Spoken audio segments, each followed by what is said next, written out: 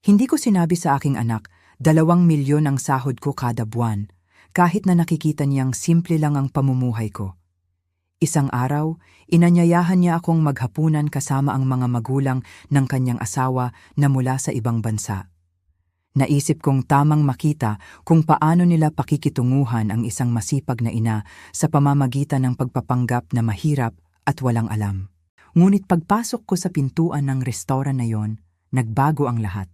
Ang nangyari noong gabing iyon ay tinuring ako ng aking manugang at ng kanyang pamilya sa paraang hindi nila inaasahan. At paniwalaan mo ako, nararapat lang iyon sa kanila. Ipaliwanag ko kung paano ako napunta doon. Ipapakilala ko sa iyo kung sino talaga ako dahil ang aking anak na si Marco sa edad na 35 mo ay hindi pa rin alam ang buong katotohanan tungkol sa kanyang ina. Para sa kanya, ako pa rin ang babaeng maagang umaalis papuntang opisina, pagod, na umuuwi sa gabi, nagluluto ng kahit ano para lang may makita sa refrigerator, isang ordinaryong empleyado, marahil isang sekretarya lang. Simple lang, walang espesyal. At hindi ko siya kinorek. Hindi ko sinabi sa kanya na kumikita ako ng 2 milyon kada buwan, na halos 20 taon na akong senior executive sa isang multinational company. Pumipirma ng bilyon-bilyong kontrata at gumagawa ng desisyon na nakakaapekto sa libu-libong tao. Bakit ko sasabihin na ang pera ay hindi kailanman bagay ng isang lalaki na kailangang isabit sa dingding na parang tropeyo? Lumaki ako sa panahon kung saan ang dangal ay nasa mga taong mas pinahahalagahan ang katahimikan kaysa sa mga salitang walang kabuluhan. Kaya itinago ko ang katotohanan. Nanirahan ako sa parehong simpleng kondominium sa loob ng maraming taon. Ginagamit ko pa rin ang parehong bag na gawa sa balat hanggang sa ito ihalos masira na. Bumibili ako ng damit sa ukay-ukay at mga discount store sa Divisoria, nagluluto sa bahay, nag-iipon ng lahat, inilalagay ang lahat sa mga pamumuhunan at tahimik na yumaman. Dahil ang tunay na kapangyarihan ay hindi ang pagsigaw. Ang tunay na kapangyarihan ay ang tahimik na pagmamasid. At tahimik akong nagmasid. Tinawagan ako ni Marco noong Martes ng hapon. Iba ang tunog ng kanyang boses, kinakabahan. Para itong noong bata pa siya at may nagawa siyang mali.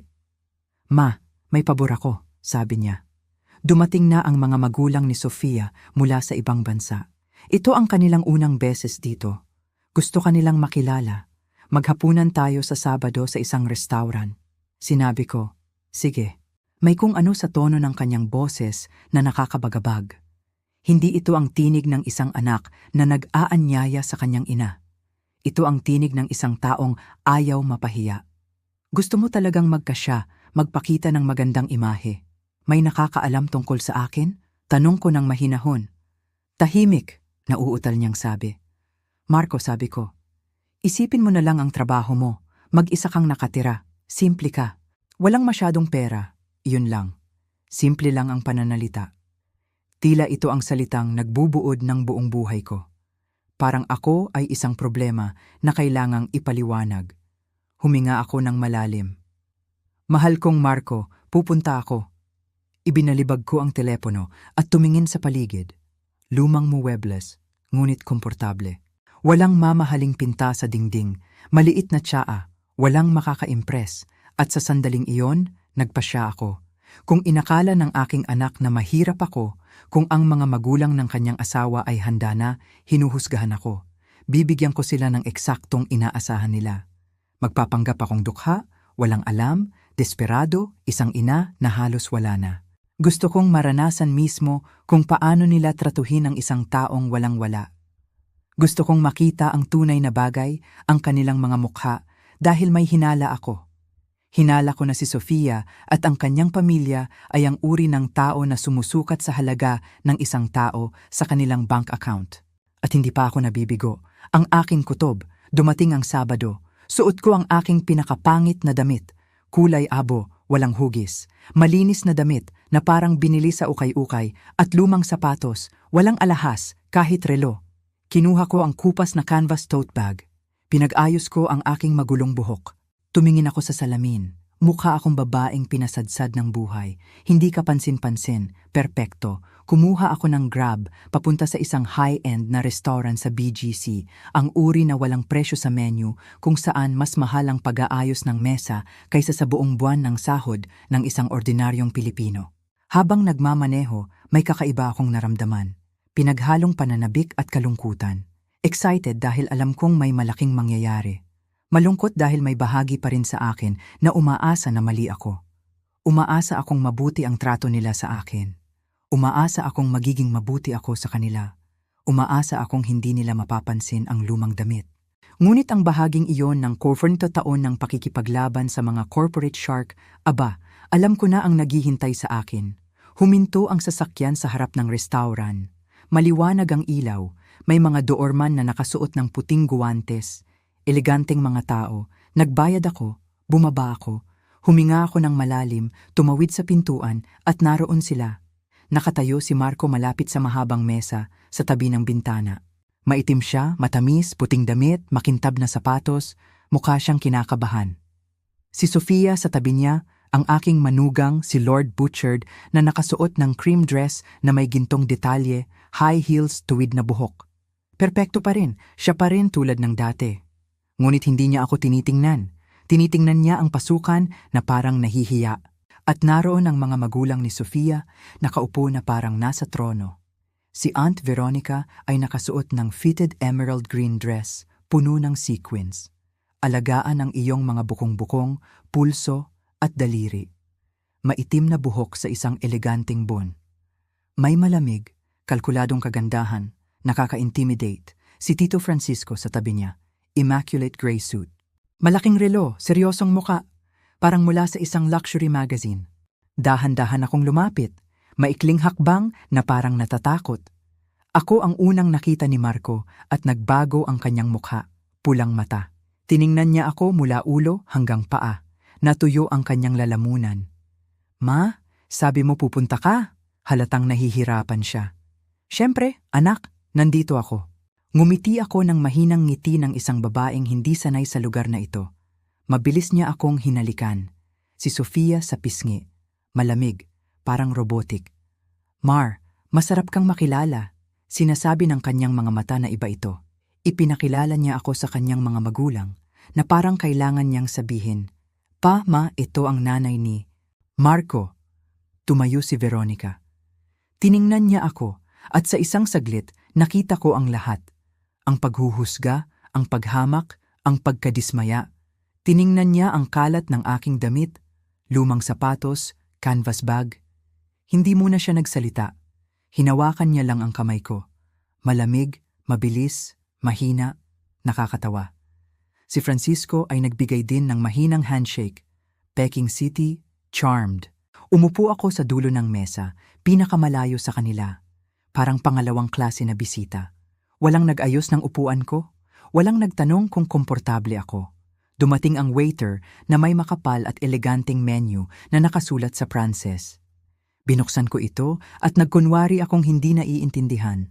Nakatingin sa akin si Veronica. Kailangan mo ba ng tulong sa menu? Tanong niya na may ngiti na hindi umabot sa kanyang mga mata. Oo, paumanhin, hindi ko maintindihan ang mga salita dito. Mahina at mahiyain ang aking boses. Bumuntong hininga siya at umorder para sa akin. Simple lang, sabi niya. Huwag masyadong mahal, hindi naman talaga kailangan nating maging marangya. Nanatili siya sa hangin, sabi niya. Tumango si Francisco, umalis si Marco. Pinaglaruan niya ang kandungan ni Sofia. Walang nagsalita, tahimik akong nanood. Si Jean-Marcel Veronica ang unang nagsalita tungkol sa kanilang paglalakbay mula sa ibang bansa. Gaano kapagod ang biyahe? Gaano kaiba dito? Pagkatapos ay dahan-dahan siyang pumasok sa usapang pera.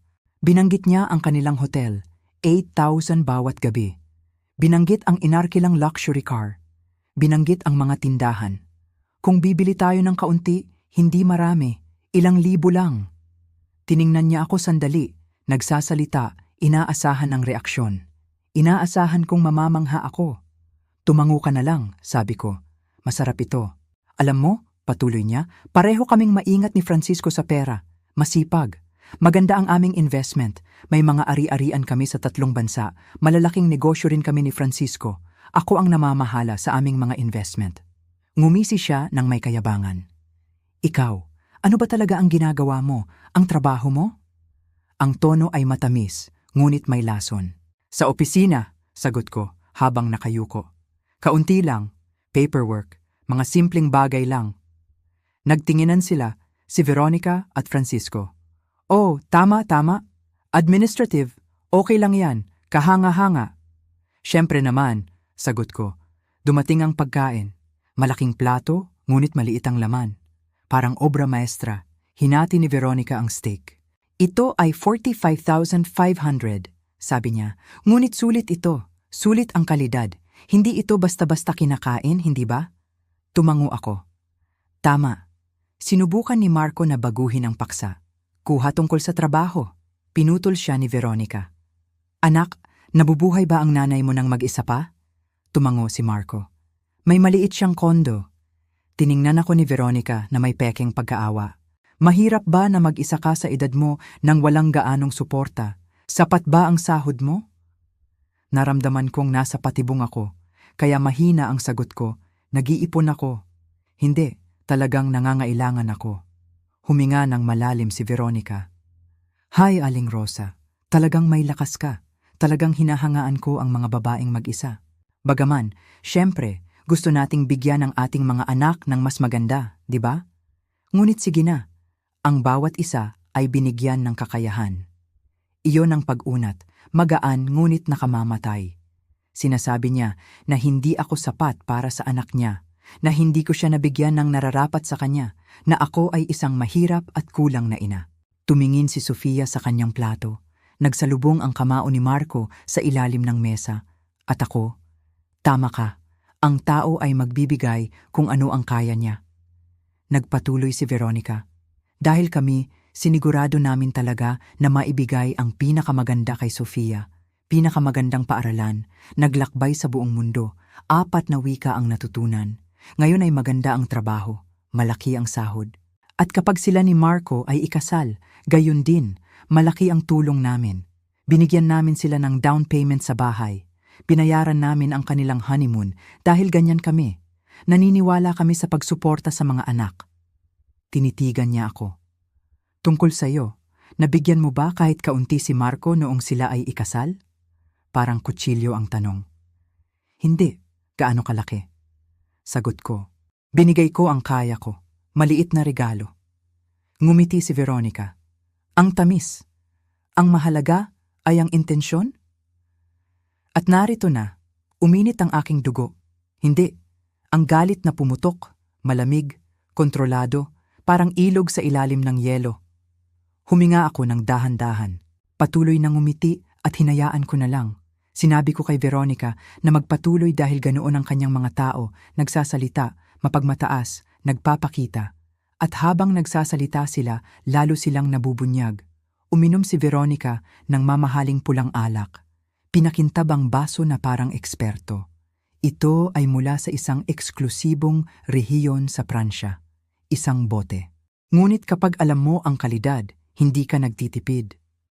Umiinom ka ng alak, Aling Rosa, isang beses lang sa mga espesyal na okasyon, sagot ko. At ang pinakamura mo. Hindi ako sanay sa ganito. Ngumisi siya ng may pagmamalaki. Huwag kang mag-alala, hindi lahat ay sanay sa ganitong lasa. Ang iyan ay nagmumula sa karanasan, paglalakbay, edukasyon. Pareho kaming napunta ni Francisco sa mga ubasan na iyon sa Europa, South America at California. Marami na kaming alam. Tumango si Francisco. Libangan lang namin, natututo rin si Sofia. Maganda, siya ay matalino, mana sa amin. Tiningnan niya si Sofia nang may pagmamalaki. Inggit lang, Sofia. Salamat, tumalikod si Veronica sa akin. Ikaw, Aling Rosa, may mga libangan ka ba? Ano ang ginagawa mo sa iyong libreng oras? Nagkibit-balikat ako. Manood ng tsaa, magluto, maglakad sa parke. Mga simpleng bagay lang iyon. Nagtinginan sila, sina Veronica at Francisco muli. Ang tingin ay puno ng kahulugan. Ang saranggola, sabi ni Veronica. May mga simpleng bagay din ang kaakit-akit. Bagaman, siyempre palaging may pangarap na umangat. Makita ang mundo, maranasan ng isang bagay na bago, lumago ng kultural. Ngunit naiintindihan ko na hindi lahat ay may ganoong pagkakataon. Tumango ako. Tama ka. Hindi lahat ay may ganoong pagkakataon. Dumating ang dessert, maliliit na serving na parang sining. Ang napili ni Veronica ang pinakamahal. 1,800 para sa isang maliit na piraso ng cake. Masarap ito, sabi niya pagkatapos ng unang kagat. May edible gold sa ibabaw. Mga detalye lang ng pinakamagandang restaurant. Tahimik. Kumain ako ng mas simpleng dessert at nagpatuloy si Veronica. Alam mo, Aling Rosa, sa tingin ko mahalagang pag-usapan ito. Nandito na tayong lahat bilang pamilya. Tumingala siya. Nagbago ang ekspresyon. Seryoso ito, ina. Si Marco ang aming manugang at mahal na mahal namin siya. Mahal siya ni Sofia at nire-respeto namin iyon. Ngunit bilang mga magulang, palagi naming gusto ang pinakamaganda para sa aming anak. Umurong si Marco. Ina, hindi ito ang tamang oras. Itinaas ni Veronica ang kanyang kamay. Hayaan mo ako, anak. Mahalaga ito. Tumingin siya sa akin. Aling Rosa, naiintindihan ko na ginawa mo ang lahat ng kaya mo para kay Marco. Alam kong hindi madaling palakihin siya ng mag-isa at talagang hinahangaan kita para doon. Ngunit ngayon ang yugto ng buhay ay iba na, Marco. Siya ay kasal na. May responsibilidad at stable si Sofia? Stable, mahina kong tanong.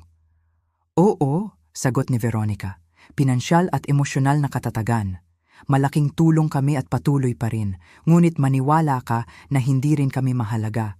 Si Marco ay mayroon na siyang hindi kailangan ng board. Malinaw ang tono. Tinawag niya akong Borden. Ako, ang kanyang ina, ang kanyang biyenan. Tumungo si Sofia sa plato na parang gustong maglaho. Bumaba ang panga ni Marco. Berde ito, uulitin ko. Huminga ng malalim si Veronica. Ayokong maging bastos, Aling Rosa, ngunit sa iyong edad na mag-isa, limitado ang sahod.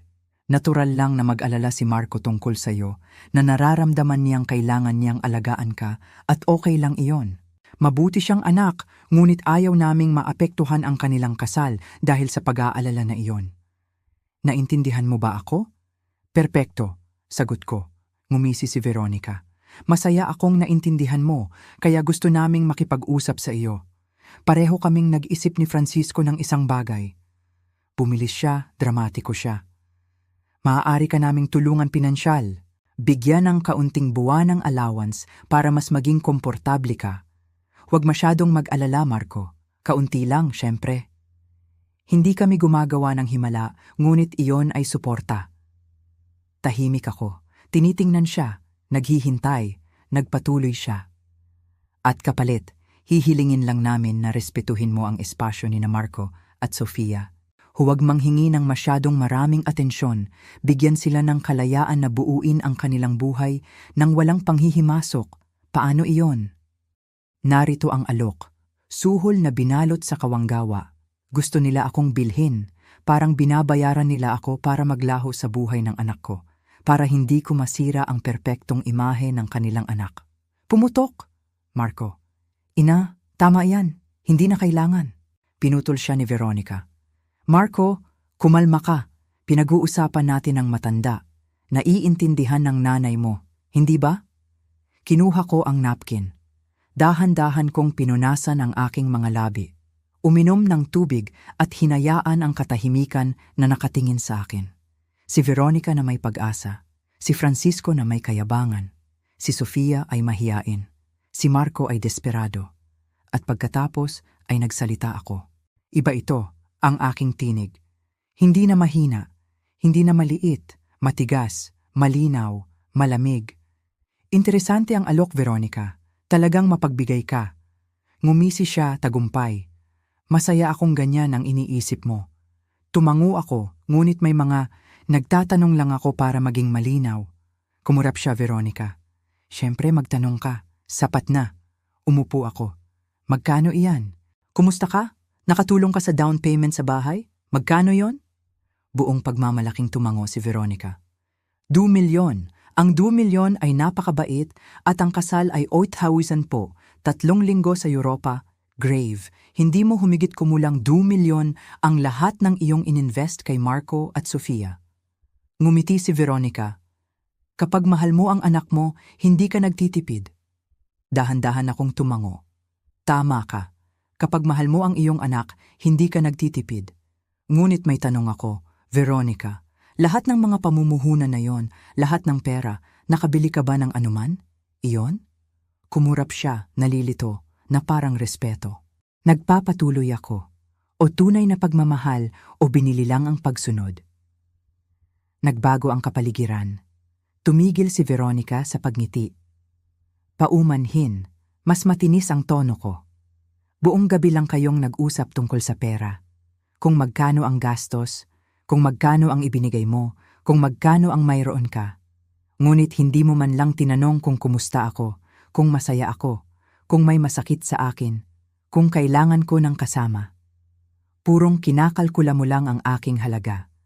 At mukhang part thousand lang ako bawat buwan, namutla si Veronica. Hindi ako sumasang-ayon. Pinutol ko siya. Oo, iyon na nga. Simula nang dumating ako, sinusukat mo ang aking halaga gamit ang iyong wallet. At alam mo ba kung ano ang natuklasan ko, Veronica? Natuklasan ko ang mga taong puro, ngunit ang bibig lang na nakabukas ay hindi talaga nauunawaan ang tunay na halaga nito. Sumagot si Francisco. Sa tingin ko, mali ang iyong interpretasyon sa intensyon ng aking asawa.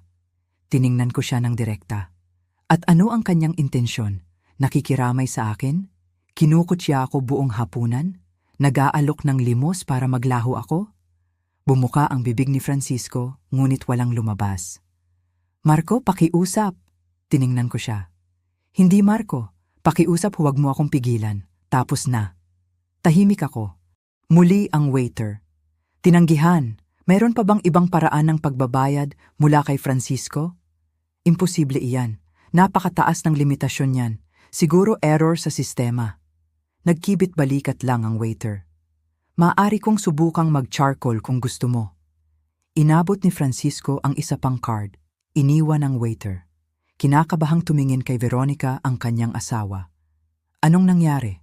Hindi ko alam, sagot ni Francisco. Naiinis. Siguro error sa bangko. Minsan nangyayari kapag naglalakbay. Tumango ako na may peking pag-unawa. Siyempre nangyayari iyan. Nakakainis. Bumalik muli ang waiter. Paumanhin sir, tinanggihan din ito. Tumayo si Francisco.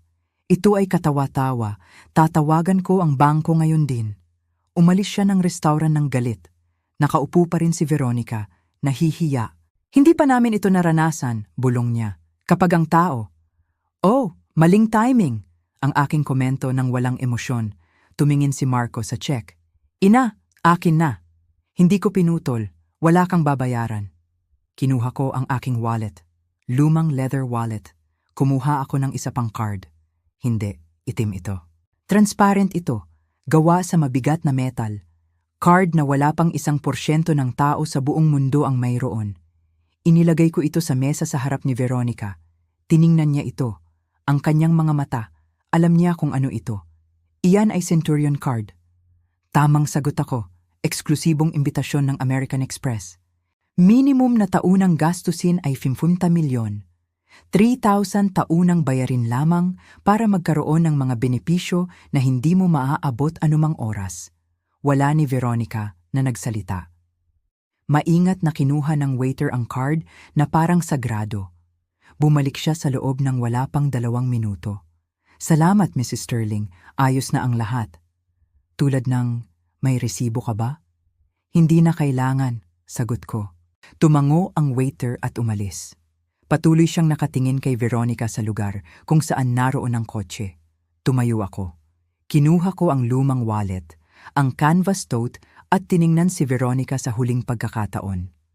Masamang hapunan, salamat sa rekomendasyon ng lugar at salamat sa pagpapakita mo kung sino ka talaga. Nakatipid ka sa akin ng maraming oras, maraming enerhiya at maraming hinaharap na pagkadismaya. Tumingala si Veronica. Namumula ang kanyang mga mata na hindi umiiyak ngunit pinipigilan ang galit. Hindi dito nagtatapos, sabi niya. Nanginginig ang tinig. Hindi mo kami maaaring sigawan at umalis na parang walang nangyari. Si Sofia ang aming anak, manugang ni Marco at ako. Pamilya pa rin tayo. Tama ka, ngumiti ako. Makikita natin kayo sa mga kaarawan Pasko, pagtitipon ng pamilya. Ngunit makikita ko kayo muli. Hindi na ako magtataka kung ano ang iniisip mo sa akin. Dahil galing ka sa restaurant view ng bawat tao. Ngunit tila namimili ka sa ukay-ukay. Lumang bag, gusot na sapatos, ngunit nagsasalita ka tulad ng isang executive. Gumagalaw ka ng may kapangyarihan at nagbayad ka ng aking pamasahe gamit ang bagong pera mula sa wallet na mukhang 20 taong gulang. Talagang mausisa ka, komento ko. Bahagi ng trabaho, sabi niya muli. Tama yan. Mayaman ka ba? Depende sa kung paano mo bibigyan ng kahulugan ang mayaman, sagot ko. Kung tungkol sa pera, sapat na. Higit pa sa sapat. Kung may kaligayahan, ako rin ay payapa, kalusugan. May mahal na trabaho na pinagkakagastusan ko. Mayaman ako sa maraming paraan. Tumango siya ng nasiyahan. Alam kong mayroon. Ang tunay na mayaman ay hindi kailangang patunayan. Berde na ang ilaw. Nagpatuloy ang Grab. At ano ang nangyari sa restaurant? Tanong niya. Kung hindi indiscreet. Nagpanggap akong mahirap, sagot ko. Para makita kung paano nila ako tratuhin? Malakas siyang tumawa. Seryoso, napakatalino niyan, at paano kanila tinrato? Mukhang basura, sagot ko ng walang emosyon. Minamaliit nila ako, nag-alok sila ng limos. Tinrato nila akong hindi nakikita, mas mababa pa sa kanila. Hinto, tumawa siya. Paumanhin, baka medyo nasaktan kita. Inaamin ko, ngunit kinumpirma rin nito ang isang bagay para sa akin. Natamaan ko ang mga taong iyon na hindi sila sulit sa aking oras, na hindi sila karapat-dapat sa aking respeto. At ngayon alam na nila iyan. Ngayon alam nila kung sino ako at kung ano ang kailangan nilang mabuhay kasama ang kahihiyang iyon. Mahinang humuni ang driver. Dapat iyon ay epiko. Iyon ay epiko, ngumiti ako. Talagang epiko. Dumating kami sa aking gusali. Isang middle class na dating gusali sa Quezon City. Walang masyadong marangya, walang masyadong kaunti, ngunit komportable, ligtas, tahanan. Nagpark ang driver at tumingin sa gusali. Dito ka nakatira? Dito ako nakatira, kumpirma ko. Umiling siya sa pagtataka. Talagang espesyal ka. Karamihan sa mga mayayaman ay lumilipat sa mamahaling village sa kondo na may dormitoryo, pribadong seguridad, GYM, pool. Mukha kang ordinaryong tao lang. Ordinaryong tao ako, sagot ko. Mayroon pa akong mas maraming pera kaysa sa karamihan. Ngunit hindi ako naiiba dahil doon. Hindi ako mas mataas. Ang pera ay diretso lang, hindi pagkakakilanlan. Ngumisi siya.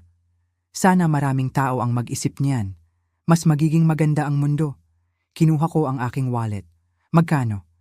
500, sagot niya. Binigyan ko siya ng 5,000 na bill. Hindi sapat? Iyon na nga, ma'am, hindi sapat.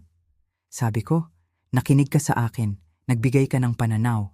Naalala mo sa akin na may mabubuting tao pa rin. Iyon ay mas mahalaga kaysa sa 3 Camafay. Maingat niyang kinuha ang pera. Salamat, maraming salamat. Salamat din, sagot ko. At panatilihin ang iyong katapatan. Bihira iyan, mahalaga, huwag mong hayaang mawala. Hindi ko bibitawan, ipinangako niya. Bumaba ako sa Grab. Nagsara ang pinto. Ibinaba niya ang bintana. Well, iisa na lang. Ano man ang nangyari ngayong gabi, huwag mong pagsisihan. Huwag mong maawa sa iyong sarili dahil ang mga tao ay tulad mo. Ang mga nagsasabi ng totoo kahit masakit. Ang mga nagbabago ng mundo. Unti-unti, isang pag-uusap, isang araw. Ngumiti ako. Salamat. Tandaan mo yan. Umalis ang Grab. Nakatayo ako sa harap ng aking gusali. Nakatingin sa aking ikalimang palapag na bintana. Patay ang ilaw, madilim, tahimik, naghihintay sa akin. Pumasok ako sa gusali at umakyat sa hagdan. Hindi ako gumamit ng elevator. Mas gusto kong maglakad para aktibo. Nakarating ako sa aking pinto. Kinuha ko ang aking susi. Ang susi ay luma. Ginamit ko na ito ng ilang taon. Binuksan ko ang pinto. Malamig ang kondo, walang tao. Binuhay ko ang ilaw. Lahat ay nasa lugar na. Simpleng sala, maliit na kusina. Dining na may magkakaibang upuan. Isang dingding na walang mamahaling obra. At naramdaman ko ang kapayapaan dahil akin ito. Talagang akin ito. Hindi binili para sa pagpapakita. Hindi ipinagkatiwala para sa pagyayabang.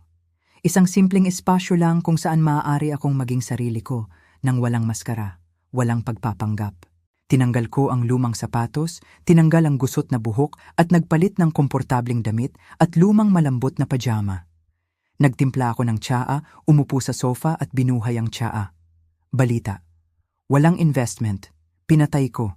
Umupo ako sa katahimikan, nag-iisip, nagpoproseso, nakakaramdam. At sa unang pagkakataon sa loob ng maraming taon, naramdaman kong mayroon akong kumpletong kalayaan. Kalayaan mula sa pagpapanggap, kalayaan sa pagkontrol, kalayaan na hindi tanggapin bilang ako. Dahil noong nakaraang gabi, hindi ko lang inilantad sina Veronica at Francisco. Pinalaya ko rin ang aking sarili mula sa mga inaasahan, sa paghuhusga, sa pangangailangang itago kung sino talaga ako. At iyon ay higit pa sa sapat. Iyon na iyon. Nagustuhan mo ba ang kwento at taga saan ka nakikinig ngayon? Makikita mo sa comment section. Kung nagustuhan mo ang kwento ay totoo, maaari mo akong suportahan sa pamamagitan ng pagpapadala ng super thanks para mailabas ko pa ang maraming kwentong tulad nito. Maraming salamat sa inyong matamis na suporta. Excited akong basahin ang inyong mga komento tungkol sa kwento. Sa screen ay makikita mo ang 2 bagong kwento ng buhay na lubos kong inirerekomenda. Marami pang iba sa aking channel. Huwag kalimutang mag-subscribe sa mga susunod na kwento ng buhay ng may pagmamahal at paggalang. Alam ko na at alam mo na alam ko at maaari kang masanay dito. Sa tuwing makikita mo ako, magkunwari kang mabait, tandaan ang gabing ito. Bumalik si Francisco sa mesa. Hawak ang telepono, maputla ang kanyang mukha. May problema sa mga account, sabi niya. Pansamantalang pag-block para sa seguridad. Fine tomorrow. Tumingin siya sa mesa. Bayad na? Sumagot si Veronica nang hindi siya tumitingin. Nagbayad siya. Tumingin si Francisco sa akin. Nalusaw ang kanyang pagmamalaki. Salamat, bulong niya. Halos hindi marinig. Wala anuman, sagot ko. Ganyan ba ang pamilya? Nagtutulungan lalo na kapag nangangailangan ng kaunting allowance, 40,000 halimbawa, o sa kasong ito, 1,000, dahil ganyan lang ang halaga ng ating hapunan. Pumikit si Francisco. Nagsalubong ang kamao ni Veronica sa kanyang kandungan. Lumapit si Marco. Ina, halika na pakiusap, sobra na. Tiningnan ko siya. Tama ka, sobra na. Lumapit ako kay Sofia. Umiiyak pa rin siya ng tahimik. Sofia, sabi ko ng mahinahon. Tumingala siya. Hindi mo kasalanan ng iyong mga magulang. Walang pumipili ng pamilya, ngunit pinipili mo kung paano ka kumilos. Kung paano mo tratuhin ang iba, kung paano mo palalakihin ang iyong sariling anak sa hinaharap. Tumango si Sofia sa gitna ng luha. Paumanhin, bulong niya muli. Huwag kang humingi ng paumanhin, sabi ko sa kanya. Matuto ka lang. Matuto na ang pera ay hindi tumutukoy sa isang tao. Ang kahinahunan ay hindi kahinaan. Ang pagpapalagay sa iba ay libre. At kung magkakaroon ka ng mga anak, turuan silang tingnan ang puso ng tao, hindi ang bank account. Lalo pang umiyak si Sofia. Niyakap siya ni Marco. Umalis si Veronica. Tiningnan muli ang telepono ni Francisco. Umiwas ng tingin. Inabot ko ang exit. Naglakad ako ng ilang hakbang. Huminto ako at humarap muli. Oh Veronica, isa pa lang. Tiningnan niya ako. Naalala mo noong sinabi mong marunong kang magsalita ng 4 na wika? Hindi kumurap si Veronica. Ano ang koneksyon noon? Nagkataon lang, sagot ko. Sa aling 4 na wika mo natutunan maging mabait? Dahil malinaw na wala. Bumuka ang bibig ni Veronica, ngunit walang lumabas. Tama, sabi ko. Maari kang magsalita ng 100 wika at wala pa rin sa sinasabi mo ang may kabuluhan. Lumabas ako ng restaurant. Si Marco ay nasa tabi ko. Tumama ang malamig na hangin sa aking mukha sa gabi. Huminga ako ng malalim. Parang nawala ang mabigat na pasan. Hindi pisikal, kundi emosyonal. Ang bigat ng pagpapanggap, ng pagpigil, ng katahimikan. Hinawakan ni Marco ang aking braso. Ina, okay ka lang? Perpekto, sagot ko. Mas mabuti pa kaysa okay. Ikaw, Marco. Huminga siya ng malalim. Hindi, alam kong pinoproseso ko pa rin ang lahat. Hindi ko naisip na hindi mo sasabihin sa akin ang tungkol sa iyong trabaho, ang iyong pera, lahat ng iyong naabot. Huminto ako at tiningnan siya sa mata. Galit ka ba? Mabilis siyang umiling. Hindi, syempre hindi. Proud ako. Talagang proud ngunit parang tanga rin ako. Bulag. Hindi ka tanga, sabi ko sa kanya. Nakita mo lang ang gusto kong makita mo. At ginawa ko iyon dahil kailangan mong lumaki na hindi umaasa sa akin na walang safety net na naghihintay para sa iyo. Kailangan mong lumaban, magtrabaho, pahalagahan ang lahat ng iyong naabot para sa iyong sarili. Tumango si Marco. Naiintindihan ko, ngunit naiintindihan ko na rin kung bakit hindi ka nagreklamo. Bakit hindi ka humihingi ng tulong? Bakit ka laging kalmado dahil wala kang kailangan? Ngumiti ako. Marami akong kailangan sa iyo, anak. Ngunit wala sa mga iyon ang mabibili ng pera. Kailangan kong makita kang lumaki, maging mabuting tao, gumawa ng tamang desisyon. Kahit ang pagpapakasal kay Sofia, mahina niyang tanong. Kahit ang pagpapakasal kay Sofia, sagot ko, hindi siya ang magulang niya.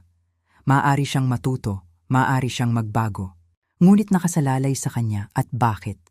Kung paano mo bubuuin ang iyong relasyon, anong mga halaga ang pipiliin mo?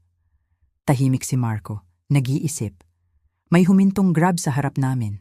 Tinawag ako habang palabas kami. Binuksan ko ang pinto. Pinahinto ako ni Marco. Ina, pwede ko pa rin itanong. Siyempre, bakit mo ginawa?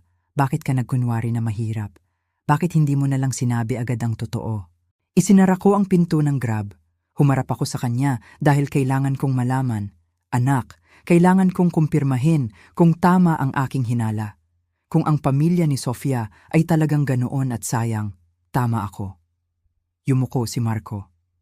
Paumanhin. Huwag kang humingi ng paumanhin para sa kanila, sabi ko sa kanya. Ngunit kailangan mong magpasya kung anong uri ng asawa ang gusto mong maging. Anong uri ng ama sa araw na iyon. Anong ibig mong sabihin? Tanong niya. Ang ibig kong sabihin, nakikita mo lang ang dalawang magkaibang paraan ng paghawak sa pera at kapangyarihan. Ang paraan ng iyong biyenan at ang aking paraan. Ginagamit nila ito para kontrolin, hamakin, maging nakahihigit. Ginamit ko ito para maging malaya. Tumulong ng walang pagyayabang, mabuhay ng tahimik. Ikaw ang pumili kung alin ang susundin mo. Dahan-dahang tumango si Marco. Naiintindihan ko. Binuksan ko muli ang pinto ng Grab at sumakay. Ibinaba ko ang bintana. Lumapit ka, Marco. Ina, isa pa lang. Patawarin mo ba sina Veronica at Francisco Balang naroon pa rin? Anak, ang pagpapatawad ay hindi paglimot, sabi ko. Hindi rin ibig sabihin na pinayagan muli. Maaari mo silang patawarin isang araw kapag nakita ko ang tunay na pagbabago. Kapag nagsimula na silang tumingin sa mga tao bilang tao, hindi bilang numero. Ngunit hanggang sa mangyari iyon, magiging courteous lang ako. Malayo at maingat. At ako? Tanong ni Marco. Patawarin mo ba ako sa hindi pagtatanong, sa pag-aakala na pagpayag sa hapunan na ito? Tiningnan ko siya ng mahinahon.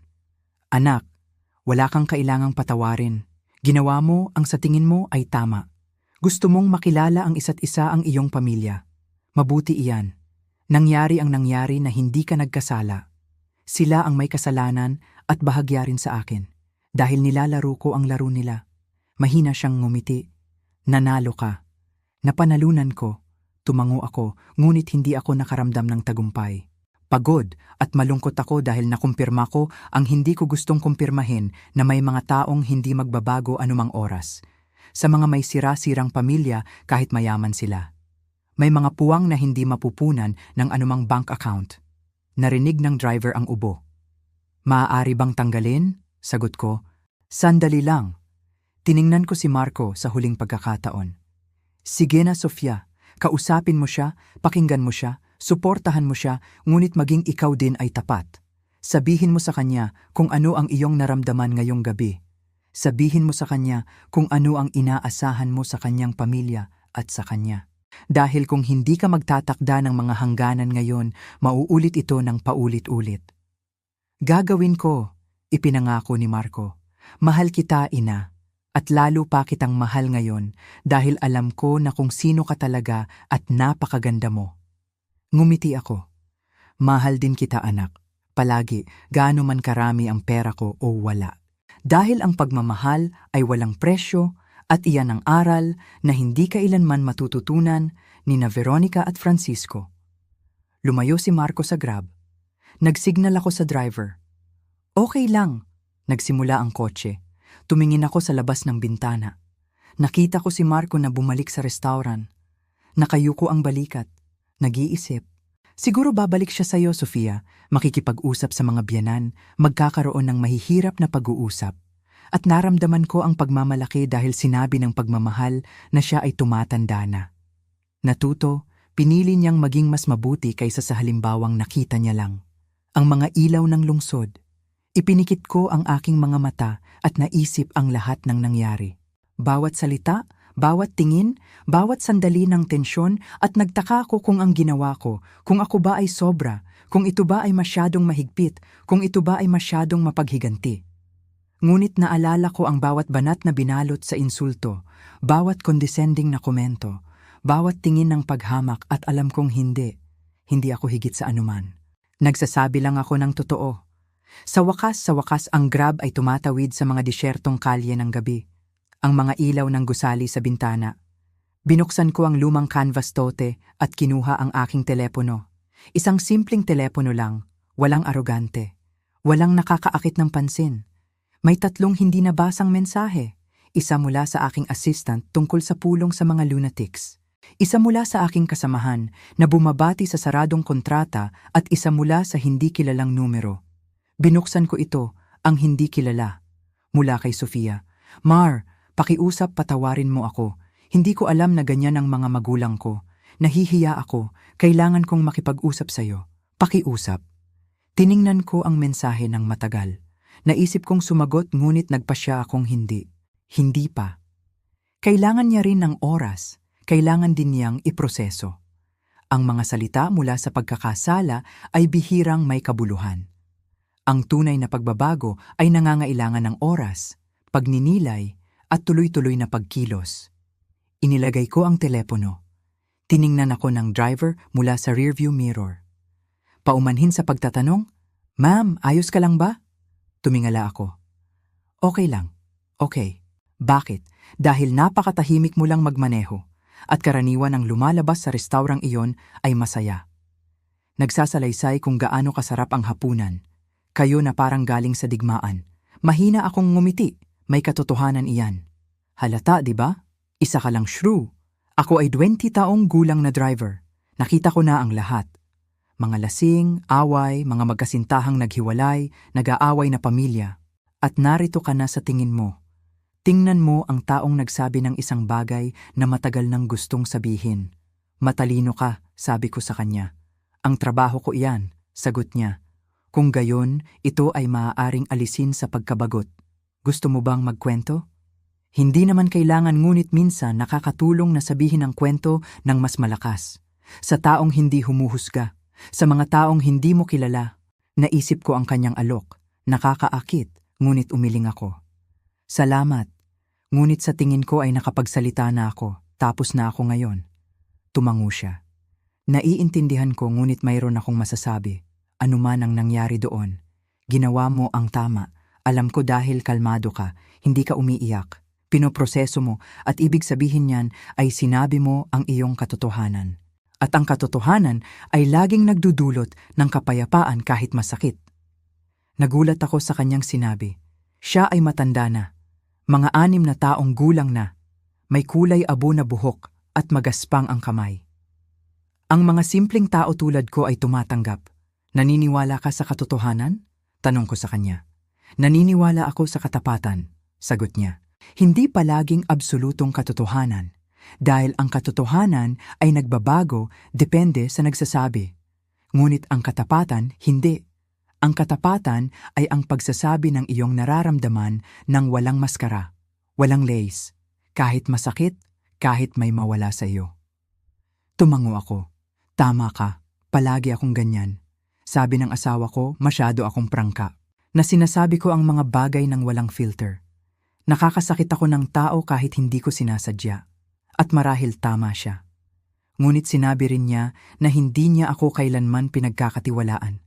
Dahil alam niya na ang lumalabas sa aking bibig ay totoo. Hindi kalkulado, hindi minamanipula. Totoo lang.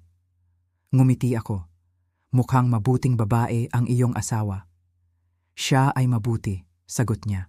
Pumanaw siya 5 taon na ang nakalipas.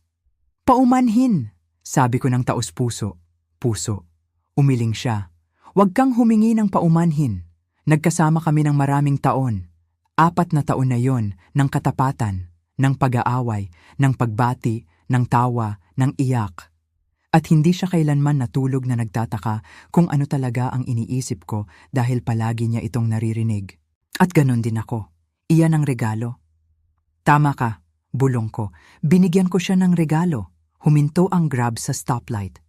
Maaari ba akong magtanong ng isang katanungan? Personal? Tanong ng driver. Siyempre, mayaman ka ba? Nagulat ako sa tanong hindi dahil sa tanong mismo, ngunit sa direktang pagtatanong. Bakit mo tinatanong? Dahil galing ka sa restaurant view ng bawat tao. Ngunit tila namimili ka sa ukay-ukay. Lumang bag, gusot na sapatos, ngunit nagsasalita ka tulad ng isang executive. Gumagalaw ka ng may kapangyarihan at nagbayad ka ng aking pamasahe gamit ang bagong pera mula sa wallet na mukhang 20 taong gulang. Talagang mausisa ka, komento ko. Bahagi ng trabaho, sabi niya muli. Tama yan. Mayaman ka ba? Depende sa kung paano mo bibigyan ng kahulugan ang mayaman, sagot ko. Kung tungkol sa pera, sapat na. Higit pa sa sapat. Kung may kaligayahan, ako rin ay payapa, kalusugan. May mahal na trabaho na pinagkakagastusan ko. Mayaman ako sa maraming paraan. Tumango siya ng nasiyahan. Alam kong mayroon. Ang tunay na mayaman ay hindi kailangang patunayan. Berde na ang ilaw. Nagpatuloy ang Grab. At ano ang nangyari sa restaurant? Tanong niya. Kung hindi indiscreet. Nagpanggap akong mahirap, sagot ko, para makita kung paano nila ako tratuhin. Malakas siyang tumawa. Seryoso, napakatalino niyan, at paano kanila tinrato? Mukhang basura, sagot ko ng walang emosyon. Minamaliit nila ako, nag-alok sila ng limos. Tinrato nila akong hindi nakikita, mas mababa pa sa kanila. Hinto, tumawa siya. Paumanhin, baka medyo nasaktan kita. Inaamin ko, ngunit kinumpirma rin nito ang isang bagay para sa akin. Natamaan ko ang mga taong iyon na hindi sila sulit sa aking oras, na hindi sila karapat-dapat sa aking respeto. At ngayon alam na nila iyan. Ngayon alam nila kung sino ako at kung ano ang kailangan nilang mabuhay kasama ang kahihiyang iyon. Mahinang humuni ang driver. Dapat iyon ay epiko. Iyon ay epiko, ngumiti ako. Talagang epiko. Dumating kami sa aking gusali, isang middle class na dating gusali sa Quezon City. Walang masyadong marangya, walang masyadong kaunti, ngunit komportable, ligtas, tahanan. Nagpark ang driver at tumingin sa gusali. Dito ka nakatira? Dito ako nakatira, kumpirma ko. Umiling siya sa pagtataka. Talagang espesyal ka. Karamihan sa mga mayayaman ay lumilipat sa mamahaling village sa kondo na may dormitoryo, pribadong seguridad, GYM, pool. Mukha kang ordinaryong tao lang. Ordinaryong tao ako, sagot ko. Mayroon pa akong mas maraming pera kaysa sa karamihan. Ngunit hindi ako naiiba dahil doon. Hindi ako mas mataas. Ang pera ay diretso lang, hindi pagkakakilanlan. Ngumisi siya. Sana maraming tao ang mag-isip niyan. Mas magiging maganda ang mundo. Kinuha ko ang aking wallet. Magkano? 500, sagot niya. Binigyan ko siya ng 5,000 na bill. Hindi sapat? Iyon na nga, ma'am, hindi sapat. Sabi ko, nakinig ka sa akin, nagbigay ka ng pananaw. Naalala mo sa akin na may mabubuting tao pa rin. Iyon ay mas mahalaga kaysa sa 3 Camafai. Maingat niyang kinuha ang pera. Salamat, maraming salamat. Salamat din, sagot ko. At panatilihin ang iyong katapatan.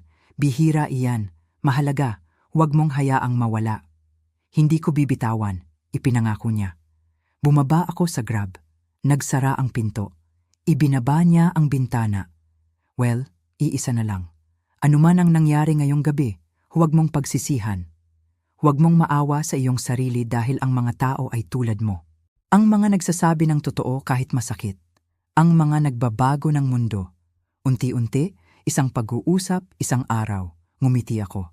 Salamat. Tandaan mo yan. Umalis ang Grab. Nakatayo ako sa harap ng aking gusali. Nakatingin sa aking ikalimang palapag na bintana. Patay ang ilaw, madilim, tahimik, naghihintay sa akin. Pumasok ako sa gusali at umakyat sa hagdan. Hindi ako gumamit ng elevator. Mas gusto kong maglakad para aktibo. Nakarating ako sa aking pinto. Kinuha ko ang aking susi. Ang susi ay luma. Ginamit ko na ito ng ilang taon. Binuksan ko ang pinto. Malamig ang kondo, walang tao. Binuhay ko ang ilaw. Lahat ay nasa lugar na. Simpleng sala, maliit na kusina, dining na may magkakaibang upuan. Isang dingding na walang mamahaling obra. At naramdaman ko ang kapayapaan dahil akin ito. Talagang akin ito. Hindi binili para sa pagpapakita. Hindi ipinagkatiwala para sa pagyayabang. Isang simpleng espasyo lang kung saan maaari akong maging sarili ko nang walang maskara, walang pagpapanggap. Tinanggal ko ang lumang sapatos, tinanggal ang gusot na buhok at nagpalit ng komportabling damit at lumang malambot na pajama.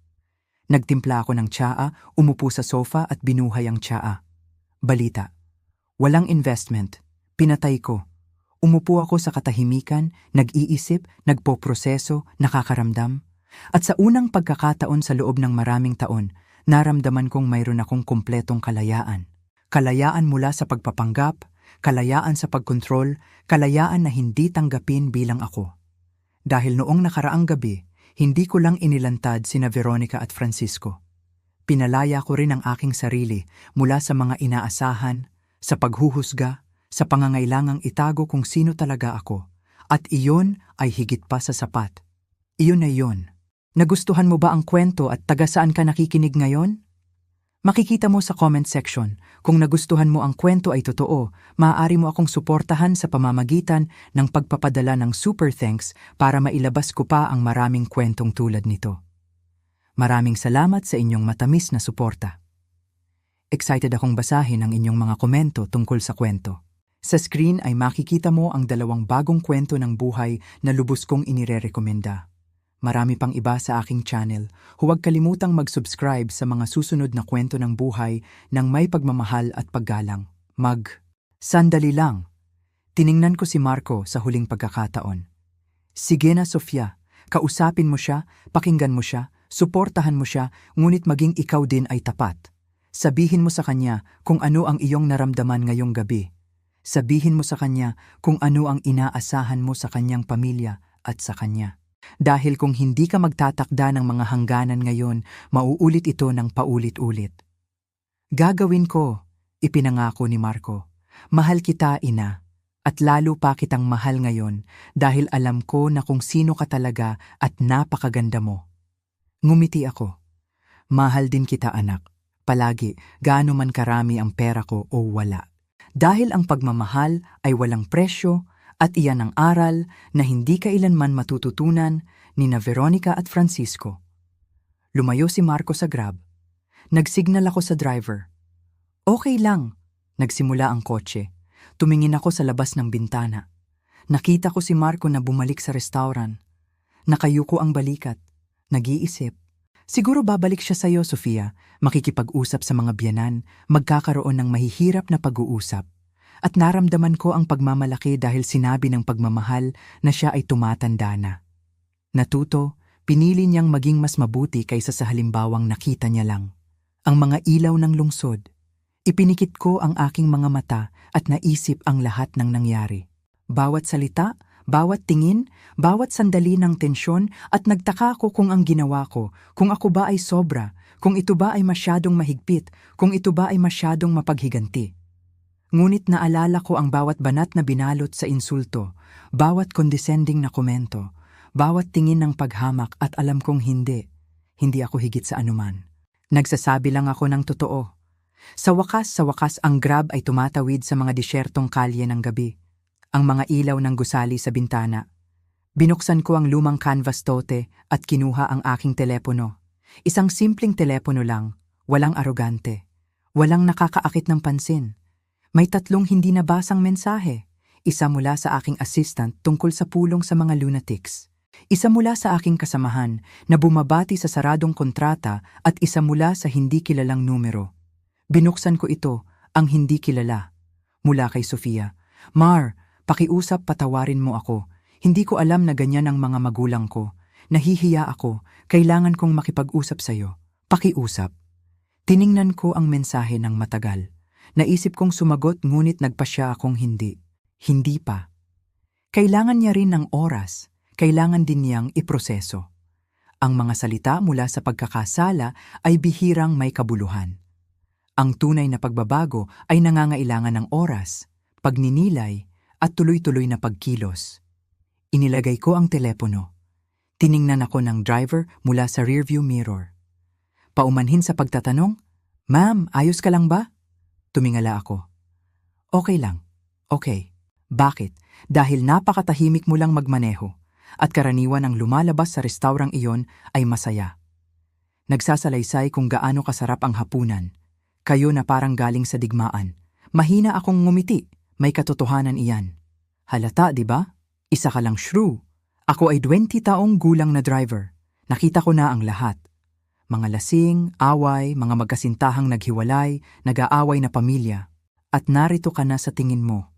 Tingnan mo ang taong nagsabi ng isang bagay na matagal nang gustong sabihin. Matalino ka, sabi ko sa kanya. Ang trabaho ko iyan, sagot niya. Kung gayon, ito ay maaaring alisin sa pagkabagot. Gusto mo bang magkwento? Hindi naman kailangan ngunit minsan nakakatulong na sabihin ang kwento ng mas malakas.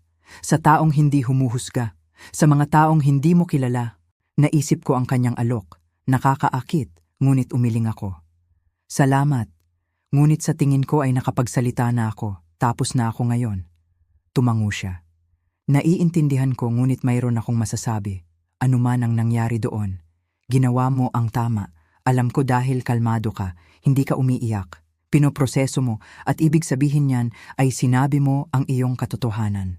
At ang katotohanan ay laging nagdudulot ng kapayapaan kahit masakit. Nagulat ako sa kanyang sinabi. Siya ay matanda na. Mga 6 na taong gulang na, may kulay abo na buhok at magaspang ang kamay. Ang mga simpleng tao tulad ko ay tumatanggap. Naniniwala ka sa katotohanan? Tanong ko sa kanya. Naniniwala ako sa katapatan, sagot niya. Hindi palaging absolutong katotohanan, dahil ang katotohanan ay nagbabago depende sa nagsasabi. Ngunit ang katapatan, hindi. Ang katapatan ay ang pagsasabi ng iyong nararamdaman ng walang maskara, walang lace, kahit masakit, kahit may mawala sa iyo. Tumango ako. Tama ka, palagi akong ganyan. Sabi ng asawa ko, masyado akong prangka. Na sinasabi ko ang mga bagay ng walang filter. Nakakasakit ako ng tao kahit hindi ko sinasadya. At marahil tama siya. Ngunit sinabi rin niya na hindi niya ako kailanman pinagkakatiwalaan. Dahil alam niya na ang lumalabas sa aking bibig ay totoo. Hindi kalkulado, hindi minamanipula.